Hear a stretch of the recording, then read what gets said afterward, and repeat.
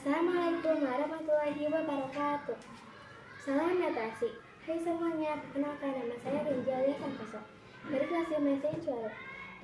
Di bulan pertama ini saya akan mempresentasikan buku yang berjudul Sang Kuryang. Penyusun dari buku ini adalah Desi Dewiyanti SPD.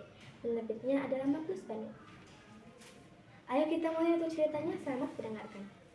Pada zaman dahulu di sebuah kerajaan di Jawa Barat, hiduplah seorang ratu dan raja yang sangat jatuh cinta yang bernama Dayang Sumi.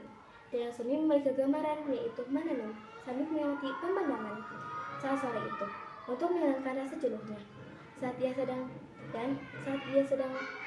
menenun, seberita tali jatuh dan menggelinding keluar. Saat itu Dayang Sumi lagi malas untuk mengambilnya, dan Dayang Sumi berkata, jika ada yang menemukan benda itu dan mengambil benda itu, jika seorang perempuan akan dijadikannya saudara, tetapi apabila seorang lelaki akan menjadikannya suami.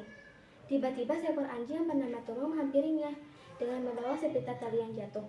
Dayang Sumi pun kaget dan Dayang Sumi akhirnya menikahinya.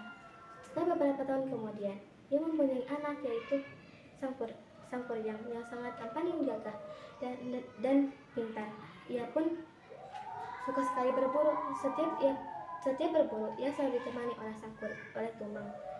Dan Sang Kuryang diminta oleh ibunya untuk mencari hati seekor rusa. Dan ia pun pergi sangat bergembira dengan si Tumang. Sesampainya di tengah hutan, ia melihat seekor kujang. Dan ia pun menyuruh Tumang untuk membawanya dan mengejarnya. Namun Tumang hanya terdiam. Dan Sang Kuryang pun akhirnya memanahnya hingga tergeletak di tanah. Setelah itu, ia pun membawa hati si Tumang. Dan sesampainya di rumah, ia mengasihi hatinya kepada ibunya, dan ibunya pun mulai curiga. Dan setelah itu ibunya pun bilang, kemana keberadaan si Tumang? Dan dia pun menjawabnya bahwa tadi hati itu adalah hati si Tumang, ayah kandungnya. Dayang Sumi pun kaget dan Dayang Sumi akhirnya memukul kepala Sang Kuryang memakai centong hingga terluka dan mengusir Sang Kuryang dari rumahnya.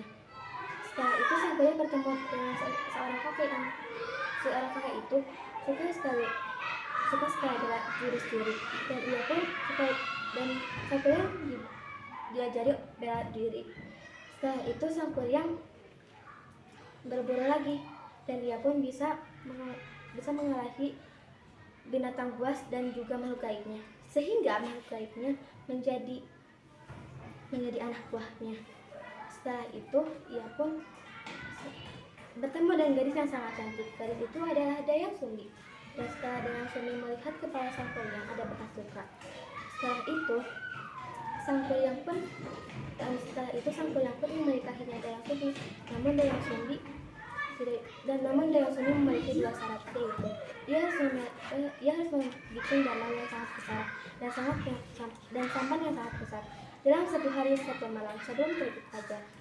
Namun setelah itu ia pun menyuruh Sang Kuryang untuk menyelesaikannya.